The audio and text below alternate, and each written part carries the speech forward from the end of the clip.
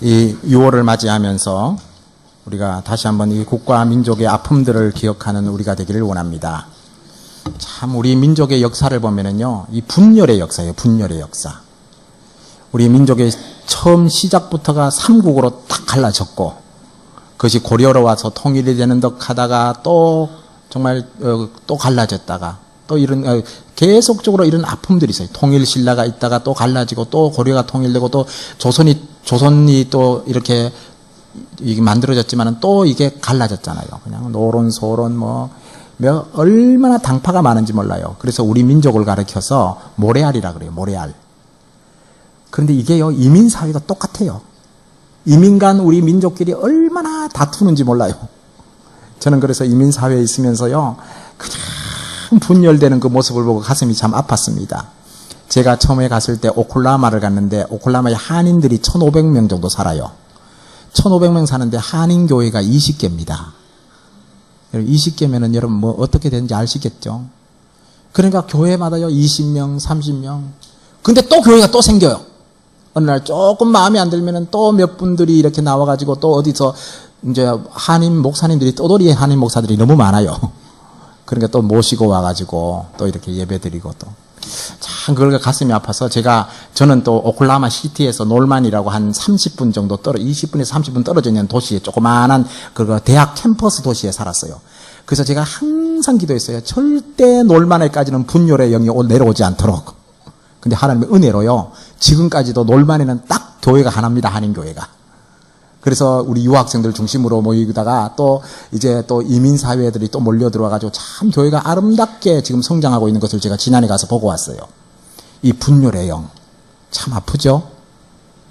이것이 오늘날 이 한국 땅에서도 지금요, 심각합니다. 그 세대 간의 분열도 있고, 이데올로기의 분열들, 참 너무너무 가슴 아픈 일이 많아요. 지역 간의 분열들, 또 교회들마다 정말 평안한 교회들이 그렇게 많지 않아요. 아픔이 너무 많습니다. 특별히 6월 되면 기억해야 될 것은요, 이 땅의 이데올로기의 영들이요, 오늘날 젊은이들을 삼키고 있는 것을 여러분 아세요? 학교에서요, 어느 날 한 아이가 와서요, 아빠. 북한에서 밀려온 게 아니라 남한에서 올라갔대. 그렇게 가르치는 선생님들이 있답니다. 제가 그 집단을 또 이야기하면 그 집단한테 이제 고소할까봐 내가 말을 못하겠어. 아시겠죠? 그런 자들이 선생이 되어서 지금 가르치고 있는 거예요. 그리고요, 정말 너무너무 독합니다. 여러분, 이데올로기의 영에 딱 사로잡히면은요, 이거는 독종들이 됩니다. 그래서 옛날에 그런 사람을 가지고 뭐라 그랬어요? 새빨갛다 그랬죠, 그죠? 새빨갛다 그러죠. 형제도 없고, 동생도 없고, 자매도 없어요. 다 고발합니다. 다 고발해요. 그리고 얼마나 무섭고 잔인한지 몰라요. 이 이데올로기의 영이요, 너무너무 무섭고 잔인합니다. 여러분, 잘 알아야 돼요. 이데올로기의 영은요, 그게 하나님이 빠져버린 그 사상인데요. 하나님이 빠져버린 사상이에요. 여러분, 이 시대가 이 이데올로기의 영에 물들어가고 있는 많은 자들이 있는데, 그들을 위해서 기도하는 우리가 되길 원합니다. 그들이 급기야는 국회에까지도 진출했어요. 앞으로 정말 걱정스러운 게 한두 가지가 아닙니다. 여러분, 이제는 이것들이요, 신학대학 안에서도 들어왔고, 우리 배 목사님, 신학대학 교수들 중에서도 많대요, 그런 사람들이. 난 가슴이 막 메어지대요. 아니나, 얼마 전에요, 저기 충주의 큰 교회 후임 목사가 되는데, 그 후임 목사가 또 그런 사람이래요. 나 그 소리 듣고 니까 큰일 났다. 이 교회도 큰일 났다. 이제는 물들어가기 시작합니다. 여러분, 우리가 그럴 일은 절대 없겠지만, 이 땅이 빨갛게 되면은요, 먼저 죽는 사람이 누군지 아세요? 그리스도인들을 먼저 죽입니다. 그리스도인들을 먼저 죽여요. 우리가 정신 똑바로 차려야 돼요. 저는 어느 당 이런 걸 말하고 싶지 않아요. 중요한 거는 이 땅에 이데올로기의 영이 사라지도록 기도합시다. 바른 국가관을 세워야 돼요. 바른 성경적 국가관을 세우지 않으면요, 이 땅이 위험합니다. 위험해요. 다음 세대가 위험해요. 다음 세대는요, 6.25가 뭔지도 몰라요. 나하고 그거 무슨 상관이 있느냐 그래요. 그들이 죽었는가 보다? 그렇지. 근데 얼마 전에 캐나다에 있던 한 참전 용사가 그분의 맞은 유해를 안고 온 그 가족들을 보면서 내가 눈시울이 뜨거워지더라고요. 그들이 이 땅에서 피를 흘리고 그들이 이 땅에서 수고했던 것들에 대한 그것을 잊지 못해서 이 땅에 묻히겠다는 거예요. 이 땅에 묻히겠다고 오는 그 모습을 보면서 가슴이 뭉클했어요. 여러분, 우리가 진정한 그리스도인은 진정한 애국자입니다.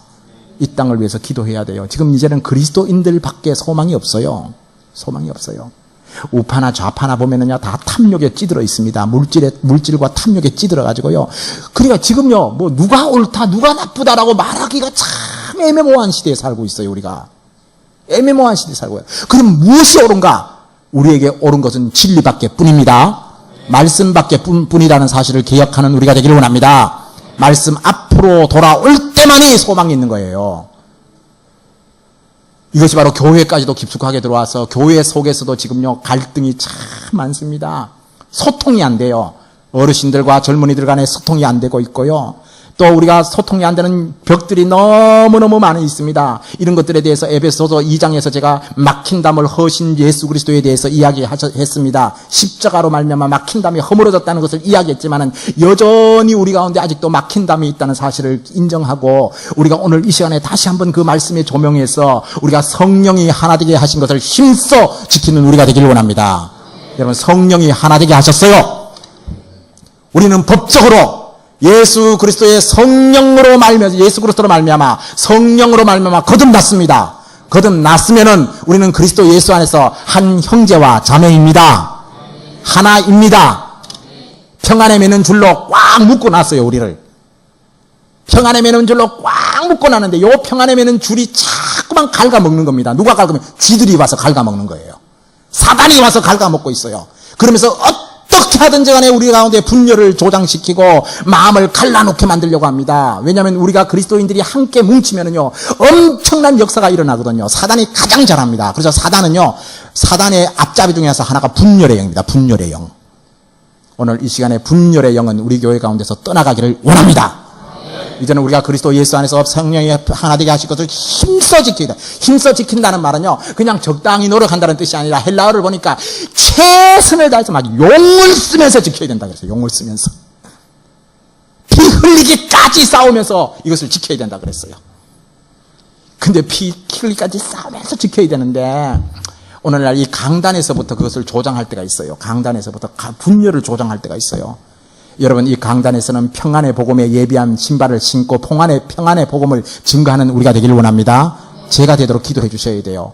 어떻게 하든지 하나가 되어야 돼. 하나가 되어야 돼. 이거는 그리스도 예수 안에서 하나가 되어야지. 그것이 안 되면은요, 교회는 깨어지는 거예요. 여러분, 하나가 안 되는 교회는요, 성령님께서 임재할 수 없어요. 성령님이 부어줄 수도 없어요. 축복할 수도 없어요. 하나가 되어야 돼요. 평안에 매는 줄로 성령이 하나 되게 하신 것을 힘써 지킵시다. 그러기 위해서는 우리가 4가지 성품이 있어야 돼요. 어떤 성품이 필요하냐면은 먼저 겸손한 성품이 있어야 돼요. 겸손해야 됩니다. 모든 겸손과 온유, 이 2가지는 딱 동전의 양면과 같은 겁니다. 겸손과 온유는 동전의 양면입니다. 여러분, 겸손의 뜻이 뭡니까? 네, 제가 아무것도 아니죠. 이게 겸손이에요? 이거를 일부러 겸손한다는 거예요. 이것을 내숭 떤다라고 말합니다. 그 내숭이 겸손이 아닙니다. 겸손의 참다운 의미는 전능하신 주님의 손 안에서 납작 엎드리는 겁니다. 그렇죠? 전능하신 손 안에서 쫙 엎드리는 거예요. 오늘 우리의 창조주이신 하나님 앞에 완전히 굴복되어지는 우리가 되기를 원합니다.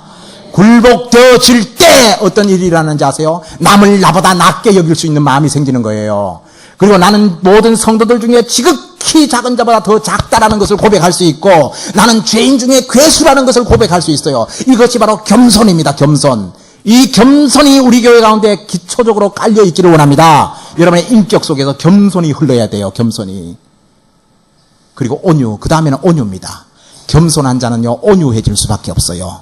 온유하다는 뜻은 뭐냐면은 둥글둥글하다는 뜻이에요. 여러분의 인격이 원만해지시기 바랍니다. 여러분, 이 자연석, 그 상류에서 돌멩이가 탁 깨져서 나오면은요, 삐쭉삐쭉하죠, 그죠? 삐쭉삐쭉해요.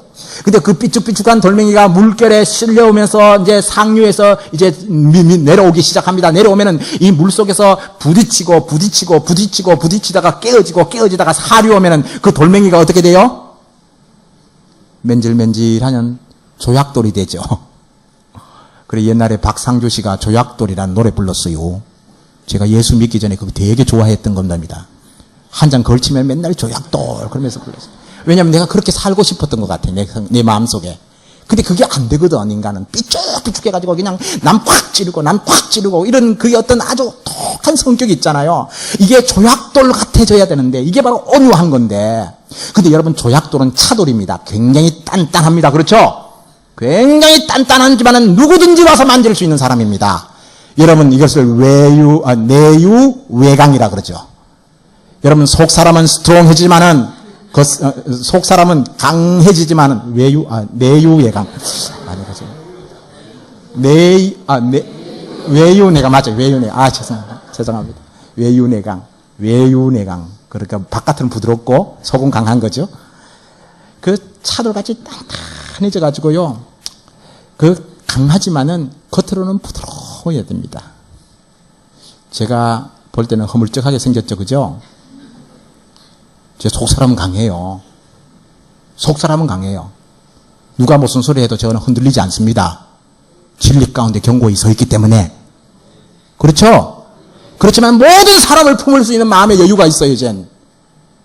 제가 세월 동안 하나님이 내 마음속에 다 깎아서 이제는 그것을 품을 수 있는 마음이 생겼어요. 그래서 온유한 자는 복이 있나니 뭐를 얻는다 그랬어요?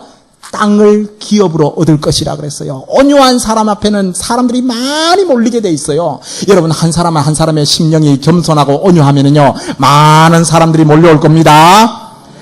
우리가 그렇게 온유하고 겸손한 교회가 되기를 원합니다. 예수님이 그래서 마태복음 11장 29절에서 나는 마음이 온유하고 겸손하니 나의 멍에를 메고 내게 배우라. 나의 멍에를 메고 내게 배우라는 것은요 소가 두 마리 앞에 딱 밭을 가는데 예수님 옆에 나도 딱 붙어 있는 거예요. 그래서 멍에를 딱 같이 메놓으면요 예수님이 가는 대로 내가 따라가는 거예요. 그러면서 마음이 겸손하고 온유하고 겸손한 예수님이 우리를 훈련시키는 겁니다. 오늘 예수님께 딱 붙어서 여러분 겸손해지고 온유해지시기 바랍니다. 그럴 때는요 어떤 일이 되냐면 그리하면 너희가 마음의 쉼을 얻을 것이다. 정말 예수님 앞에 오면 마음의 쉼을 얻는다 그랬어요. 마음의 쉼을. 그러면 하나가 되는 거예요. 하나가 되는 겁니다. 그리고 두 번째 이제 성품은요 이제 네 개의 성품인데 두 짝이에요. 두 번째 짝인데 이것은 인내와 용납입니다. 인내와 용납. 여기서 말하는 인내는 그냥 꾹 참는 게 인내가 아니에요. 꾹 참다가 언젠가 다시 툭 터져 나옵니다. 그렇죠? 스프링을 누르듯이 꽉 누르면 어느 날 스프링 놓으면 탕! 또 튀어 올라요. 그런 인내가 아니라 여기서 말하는 인내는요 소망으로 바라보기 때문에 참는 겁니다. 여러분 우리 자녀를 향해서 인내하시죠? 뭐 안 하시나? 인내하시잖아요. 어느 날은 바뀔 거다른 거. 어느 날은 바뀔 거라는 것. 다 소망이. 그러니까 자식 키우죠. 뭐 그냥 자식 그냥 맨날 고망이랑 곡골이면 어떻게 정말 참겠어요. 그냥. 어떤 데는 진짜 무자식이 상팔자라는 소리가 나올 만도 하지. 그런데 어느 날 그 아이가 변할 것이라는 소망이 있기 때문에 오늘 참습니다. 그게 바로 인내예요. 그게 인내. 그러다 보니까 인내가 있기 때문에 사랑 가운데서 서로 용납할 수 있는 겁니다. 그렇죠? 아, 그래. 언젠가는 그렇게 될 거다. 그렇게 용납하고 몇 번까지 용납하라 그랬냐면 몇 번까지 용서하라 그랬어요. 예수님은 베드로에게 490번 용서를 490번. 여러분 490번 용서하다면 그거 변합니까? 안 변합니까? 돌멩이도 변할 것 같아. 490번까지 그냥 영원히 용서하라. 여러분 겸손과 온유와 인내와 용납으로 우리가 무장하기를 원합니다. 그러면은요 하나가 되는 거예요. 하나.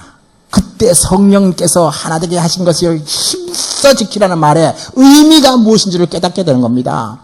그리고 우리가 그런 캐릭터를 가져야 되고 또 중요한 거는요 그런 또 하나의 신학을 또 가져야 돼요. 어떤 신학을 가져야 되느냐면 7가지입니다. 하나됨의 7가지 신앙의 기초를 세워야 되는데 몸이 하나라는 사실을 깨달읍시다. 우리 교회가 하나입니다. 몸이 하나예요. 하나. 우리 바디가 하나예요. 근데 이 하나가요, 찢겨져 나가면은요, 그때는 어떻게 되는지 아시죠? 장애자가 되는 겁니다. 그 중에서 몸 중에서 가장 중요한 몸이 이 심장이요, 딱 없어져 버리면 죽는 거예요. 이 머리가 없어져도 죽는 겁니다. 여러분, 이 몸이 하나라는 사실을 정말 깨달아야 돼요. 근데 이 몸이 장성해져서 어느 날 결혼해서 우리가 생산을 했어요. 자녀를 낳았어요. 그럴 때는 분가를 시키는 겁니다. 우리 교회가 건강하게 자라서 어느 날 분가하는 은혜가 있기를 바랍니다. 그때는 정말 하나님의 축복이에요. 축복. 생육하고 번성하라, 땅에 충만하라, 땅을 정복하라는 말씀을 이루는 거예요.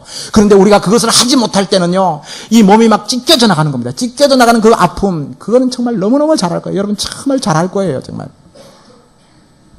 저는 그래서 요즘에서 계속 서울교회를 위해서 우리 교회를 위해서 기도할 때마다 항상 기도하는 하나님 아버지, 우리 몸이 제대로 이제는 회복되고 제대로 이제는 건강하게 해주십시오. 제대로 자라가게 해주십시오. 정말 몸이 하나인 것을 알게 해주십시오. 그리고 두 번째로 또 하나인 것은 성령님이 하나이십니다. 오늘 우리가 한 공기를 마시고 있습니다. 한 성령님을 마시고 있는 것을 믿으세요? 그 성령님이요, 우리 가운데 지금 운행하고 계십니다. 교통하고 계십니다. 성령이 하나이라는 사실을 알아야 돼요. 근데 오늘날 성령님에 대해서 너무 많은 사람들이 오해하고 있어요. 그래서 성령님의 사역을 사모하면서도 맞지 않아요. 맞지 않아. 그러니까 이게 성령의 교통함이 없는 거예요. 그래서 제가 요즘 금요일 철야 때 계속적으로 여러분 메시지를 전했기 때문에 알 겁니다. 나오신 분들은 성령의 하나인 것을 알아야 되고, 또 그 다음에 부르심의 한 소망입니다. 여러분, 우리에게는 부르심의 한 소망이 있습니다. 이 몸의 소망 무엔가. 그 다음 뭐예요? 우리 주 예수 뿐일세. 그럼 찬송가 알면 다 안 해요, 여러분. 우리의 소망이 뭐예요? 예수 그리스도가 우리의 소망이에요. 예수도 닮기 원함은 크고도 넓은, 제가 너무 좋아하는 찬송이에요, 찬송이. 아까 불렀던 그 찬송. 정말 내 평생의 소원, 내 평생의 소원, 뭐라고요?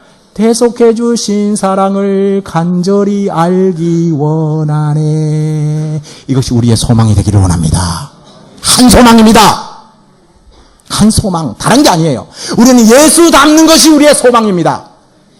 예수 닮는 것이 우리의 소망. 그리고 또 주도 하나입니다.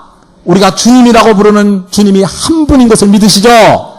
예수님만이 우리의 주인이십니다. 그리고 믿음도 하나입니다. 당신 믿음이 다르고 내 믿음이 다르면 그건 신념이에요. 신념. 우리 인간의 신념은 다 달라요. 생각도 다 달라요. 근데 믿음은 신념과 생각이 아니기 때문입니다. 믿음은 위로부터 주시는 하나님의 선물입니다.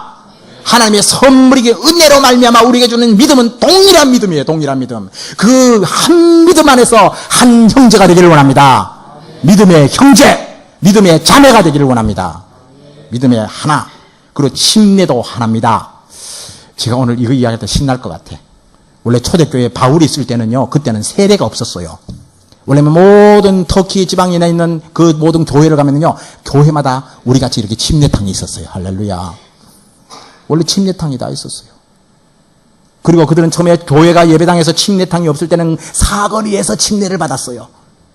여기서 말하는, 그렇게 해서 이게 요즘 와서는 성경학자들이 세례를 주니까 자꾸 이렇게 말을 합니다. 아, 요거는 영적인 침례를 말한다. 이렇게 자꾸 보면 해석을 하는데 원래는 아니에요. 영적인 침례 아니라 문자적으로 그대로 보면은요, 우리가 말하는 외적인 침례입니다. 외적인 침례. 초대교회는 침례가 다 똑같이 침례를 받았는데 언제부터 세례를 받겠느냐면은 콘스탄티노플 황제가 밀라노 칙령을 발의하면서 기독교 국가가 되어버렸어요. 기독교 국가 되니까 집단 개종이 일어나니까요, 한 명 한 명 다 침례 주려니까 너무 힘들어가지고 그냥 바켓으로 물로 확 부어버렸어요. 그냥.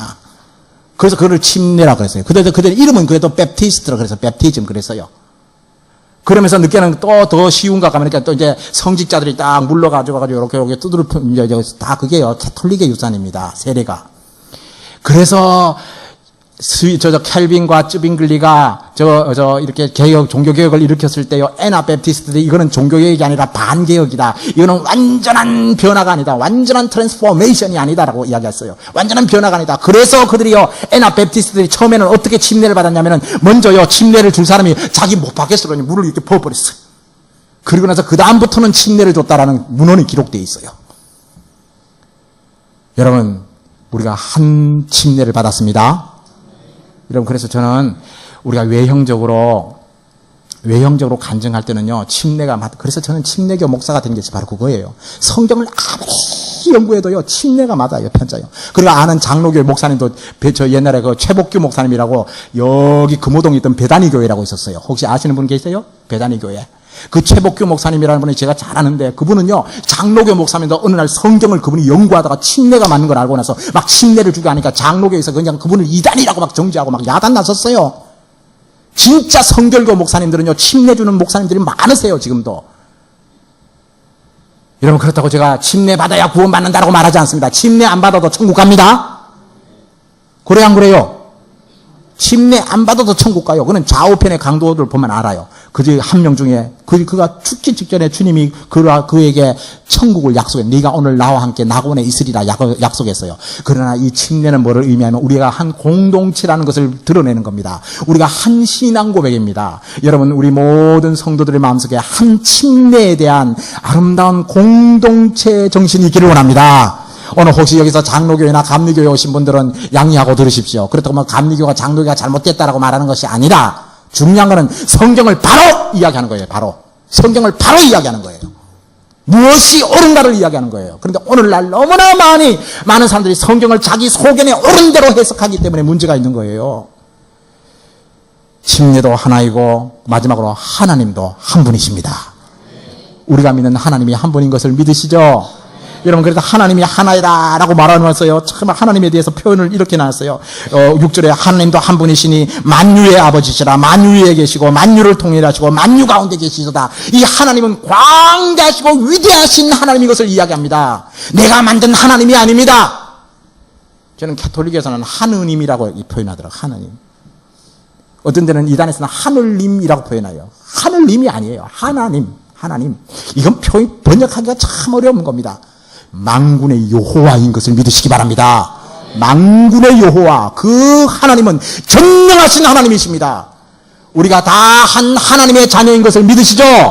그렇기 때문에 우리가 하나입니다. 이 7가지의 기초 위에 우리 교회가 든든히 세워지기를 원합니다. 흔들릴 수 없는 교리입니다. 흔들려서는 안 될 신학입니다. 이 신학 위에 다 경고히 있어야 돼요. 경고히 있어야 돼요. 그러면 우리 교회가 흔들리지 않습니다. 이것을 기억해야 돼요. 그러면서 이제 이 교회를 하나 되게 하기 위해서 하나님은 우리에게요, 은사를 주셨어요. 은사를 주셨는데, 어떤 은사를 주냐면은 사도와 선지자와 복음 전하는 자와 목사와 교사의 은사, 이 5가지의 은사를 줬다 그랬어요. 이거는 초대교회에 적용되는 겁니다. 아셨어요? 사도라는 것은요, 사도의 의미는 예수의 부활을 눈으로 목격한 자들을 향하여 사도라고 말합니다. 사도 바울까지도 포함시킵니다. 그리고 속사도 시대까지도 포함될 수 있어요. 왜냐하면 그들 젊은 마가나 젊은 친구들은 많은 사람들이 다 예수의 부활을 보았던 증인들입니다. 그때까지는 사도라는 말을 쓸 수 있었지만은 그 이후에는 사도라는 말이 사라지기 시작합니다. 그리고 선지자도 마찬가지입니다. 선지자라는 것은요, 하나님의 말씀을 올바르게 세우는 자들이에요. 올바르게 말씀을 세우고 책망하고 바르게 하고 의로 교육하기에 유익하도록 그 말씀을 전파하는 선지자적 사역을 그들이 했습니다. 그 당시에는 또 선지자들이 있었어요. 그러나 이것들도 성경 66권이 완성이 되어지면서 그 선지자라는 직분은요, 서서히 역사 속에서 사라집니다. 사라지면서 오늘날 우리에게 남아있는 것은 목사와 교사입니다. 그리고 또 복음 전하는 자입니다. 여러분, 빌리그레암 목사님 아시죠? 빌리그레암 목사님 같은 복음 증거의 은사가, 전도자의 은사가 탁월한 분이에요. 뭐 그분 메시지는 심플해요. 심플한데도 왜 그렇게 하나님이 역사하시는지. 여러분, 옛날에 우리나라의 여의도 광장이죠? 여의도 광장에 와서 그때 그 집회할 때요, 어마어마한 역사들이 있었잖아요. 목사들이. 그분이 복음 증거할 때요, 10,000명 넘는 중보자들이 기도를 한답니다. 10,000명이 넘는 중보자들이 기도해요. 그분은 못 가는 나라가 없었어요. 북한까지도 갔어요. 러시아에까지도 갔어요. 그분은 모든 장벽을 뛰어넘어서 복음을 증거할 수 있는 증거자의 삶을 살았습니다. 여러분, 이 시대에 그런 복음 증거자가 또 나타나도록 기도합시다. 그런 복음 증거자가 필요해요. 우리 김장한 목사님이 그런 분이에요. 김장한 목사님이. 그분이 얼마 전에 하노이에 가셔가지고, 몇 년 전입니다. 하노이 가셔가지고 그 베트남에 있는 그 베트남 정권자들에게 딱 갔어요. BWA 총재로 갔습니다. 자격으로 가니까 BWA 총재는요, 아무나 함부로 막 건들 수가 없어요. 어떤 나라든지. 가서 딱 그랬대요. 당신들 나라에 종교의 자유를 주셔야 합니다. 기독교의 자유를 주셔야 됩니다. 그러면서 그분은 담대하게 복음을 증거했던 것을 제가 알고 있습니다. 여러분 그런 전도자들이 있어요. 그런데 오늘 이야기하는 것은 목사와 교사에 대해서 특별히 더 말을 이야기합니다. 오늘날 가장 이 교회 가운데 많이 불려지고 많이 활용되어지는 목사와 교사의 은사. 하나님께서는 저에게 목사의 은사를 주셨음을 감사합니다. 이것도 은사의 은사. 이 목사라는 것이 직분이 아닙니다. 오늘날 기독교가 잘못된 것은요, 목사와 장로와 뭐 이렇게 집사를 자꾸만 어떤 계급으로 생각하는 것이 잘못된 거예요. 여러분 이것은요, 봉사의 일을 하기 위한 섬김의 직분인 것을 잊지 않는 우리가 되기를 원합니다. 그것은요, 왜 어떤 일이냐면은 성도를 온전케 하는 일이에요. 여기 온전케 한다는 뜻이 뭐냐면 뼈가 어긋났다는 뜻이에요. 뼈가 어긋났다. 여러분 이게 우리가 때로는 아이들이 뼈가 뚝 떨어질 때 있죠, 그죠? 어떤 사람은 턱이 툭 떨어지는 사람이 있어요. 턱이 뚝 떨어지면 어떻게 해야 돼요? 턱 쳐야 돼요. 그럼 뚜두둑 들어가요. 저는 고등학교 때 유도를 했어요. 유도를 3년간 유도를 했기 때문에요. 내가 아주 이골이 났어요. 그냥 맨날 삐고 맨날 그러면요, 이 유도 도참들이 와가지고 뭐라면 탁 빼가지고 탁 맞춰요. 딱 뚜두둑 딱. 이제는 저 뚜두둑 소리 나도 겁나지 않아. 근데 지금 있는데 다 잊어버리니까 저한테 오지 마세요. 하여튼 그렇게 이게 어긋난 것을 맞춰주는 거예요. 맞춰주는 것. 너무너무 많은 사람들이 어긋나 있어요. 몸이 어긋나 있어요. 여러분 요즘 이렇게 몸을 교정하는 사람들 있죠, 그죠? 가면에 막 몸을 비틀죠, 그죠? 비틀어요, 막 두두두둑. 저도 막 몇 번 했습니다. 제가 몸이 아파가지고 갔다 오니까 뭐 목사님 자세가 완전히 엉망진창이라나. 그래서 한 번 하는데 7만 원씩 주고 했어요, 제가. 그 두두둑. 그러면서 뭐냐면 몸이 막 척추가 꺾고 이상해졌다고 막 척추를 바르게 하고 막 목뼈를 막 돌리고 막 나는 완전히 목이 꺾어지는 줄 알았어.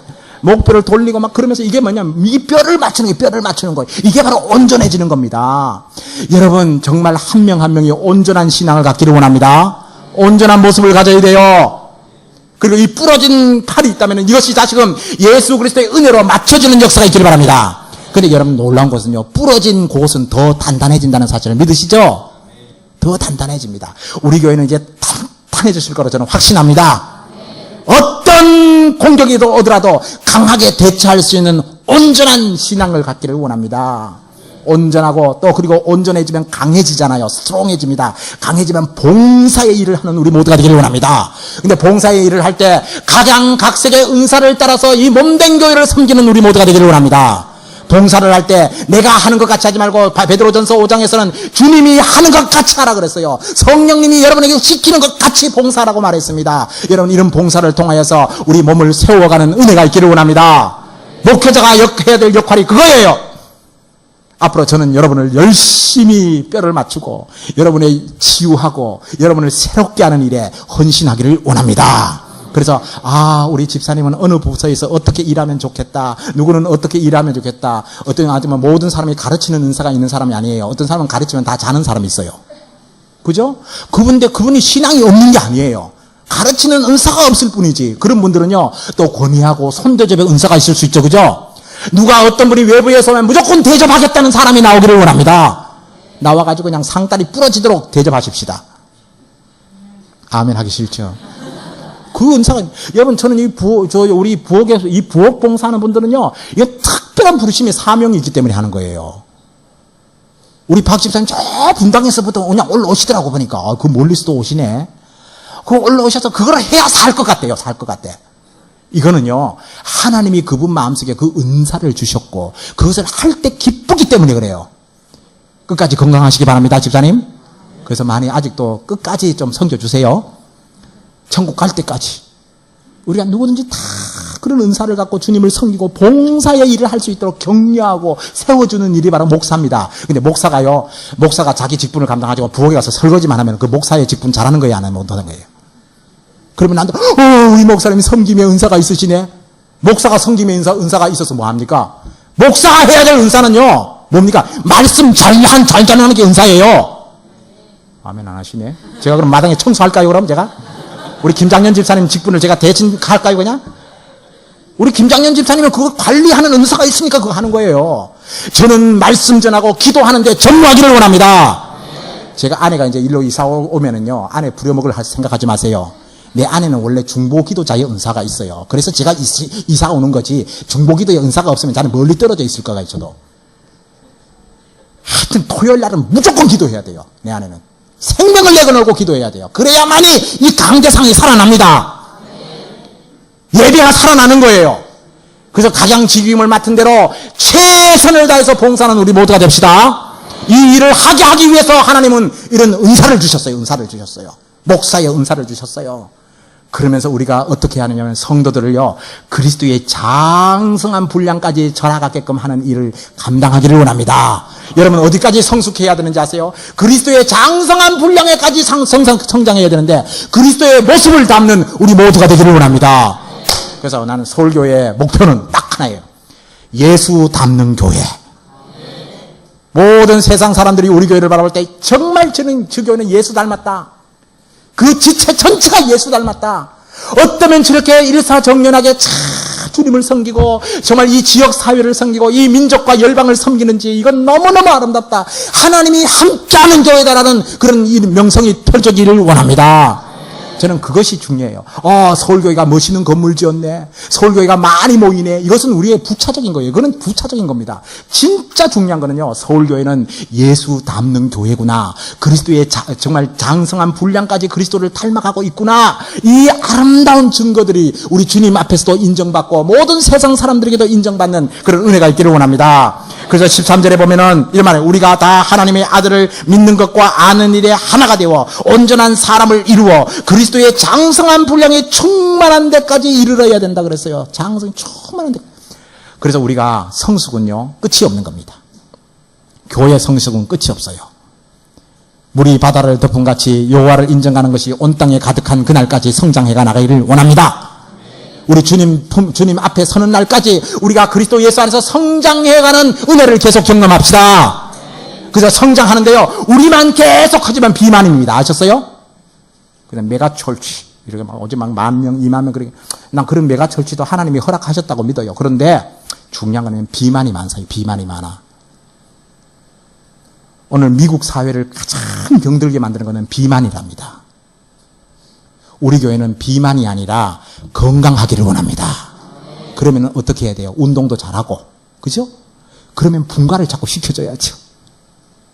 분가를 시켜줘야 돼. 그러니까 반응들이 없으죠. 분가를. 우리가 목사님 아직도 우리 너무 작은데 분가까지 생각합니까? 아니에요. 얼마 안 가면 분가할 때가 옵니다. 이 장소가 난 터져 넘칠 거라고 저는 믿습니다. 그러면은요, 우리 교회야, 제가 김현철 목사님이라는 분이 알아요. 목산교회, 김현철 목사님. 그분이 이제, 제가 MDB 다닐 때 참 많이 교제했던 분이에요. 서울대 원자력 공학과 나오고 아주 엘리트 중에 엘리트였어요. 그런데, 그분이 예수님께 부르심을 받아서 신학을 와서 공부를 하다가 사우스 웨스턴 가서 이제 기독교 교육학 PhD를 받다가 사모님이 아파가지고요, PhD도 딱 포기하고 한국으로 오셨어요, 그분은. 오셔가지고 목동에다가 개척을 하셨네요. 개척할 때 100평도 안 되는 땅에다가 교회 건물을 지었어요. 지어가지고요, 이렇게 아주 사기하게 지었어요. 근데 그 교회가 이제 600명이 되어버렸어요. 원래 그 김현철 목사님 여의도 침례교회 출신인데 600명이 딱 되니까 어떻게 되냐면 어느 날 딱 성도들한테 1번부터 100번까지 딱 일어서세요 그랬어. 교회 등록 순서대로. 일어서셔서 우리가 서부교회를 개척하니까 다 누구누구 사역자를 따라서 가십시오 그랬어요. 그러니까 교인들이요, 처음에는 가고 싶겠어요, 안 가고 싶겠어요? 자기 피땀 흘려 세운 교회인데 누가 가고 싶겠어요? 근데 그 교회가 놀라운 거는요, 그대로 순종해서 갔어요. 근데 거기 1호 간 사역자가 우리 서울교회 청년부 출신이에요. 근데 그 교회는 끊임없이 그렇게 보내요. 그러면서 어느 날 그분이요, 나는 목회가 여기까지다 그래서 지금 은퇴하셨어요. 나이가 나보다 2살 많은데 은퇴하시고요. 참 재밌는 분이야. 은퇴하고 무슨 사역을 하냐면은 낙태 반대 운동 협회 회장이 됐어. 왜 그 낙태 반동 운동 뭐 그렇게 중요해? 아니래요. 이 땅에 너무너무 많은 생명들이 죽어가고 있대요. 그래서 지금 낙태 반동 운동 운동 본부의 회장이 되어서요, 전국을 돌아다니면서 그냥 그 사역을 하고 계시는 분이에요. 아주 독특한 양반, 독특한 양반. 굉장히 부잣집 아들이에요. 그런데 너무 검소해요. 너무 검소해요. 남들이 막 그냥 그랬어요. 500명, 600명 때 차 좋은 거 좀 타고 다니려면 맨날 그냥 아반떼 뒤에 그 옛날 그냥 둥글한 거 있잖아요. 그냥 그 투어링 끌고 그냥 도로 달리시고. 참, 난 그분 통해서 내가 너무 많이 배웠어요. 정말 좋은 선배예요, 저. 여러분, 우리 교회도 어느 날 1번부터 100번까지 일어서라 그럴 때가 실제 그죠?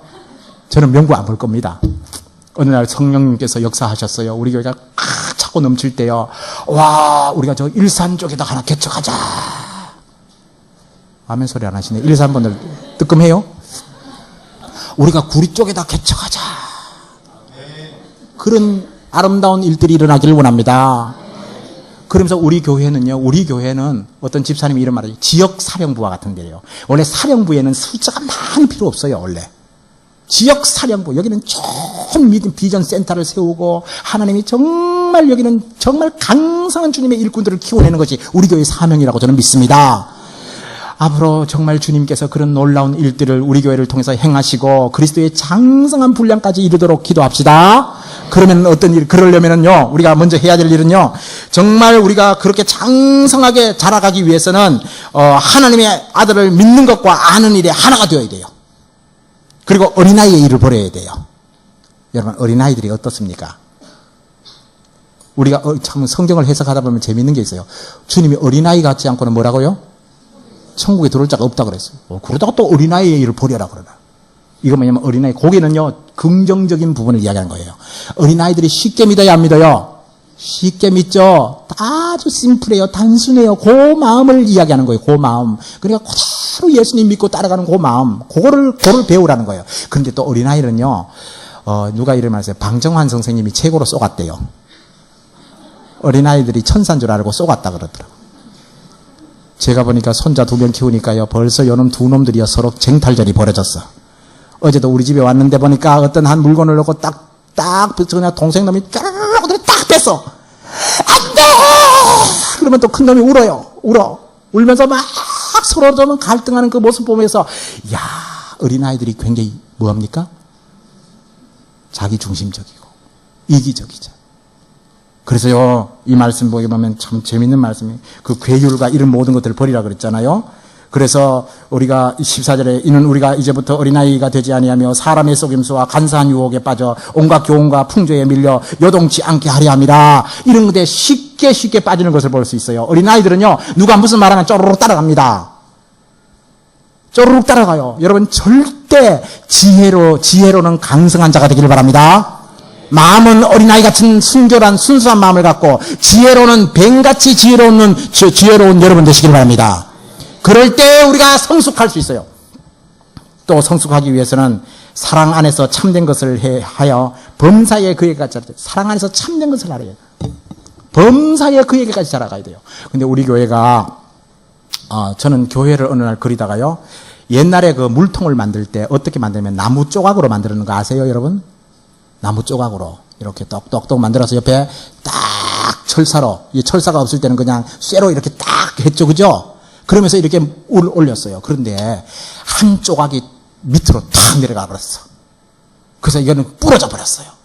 그러면요, 두레박에서 물을 두르 올리면은요, 쫙 올리다 보면 어디만큼 올라와요?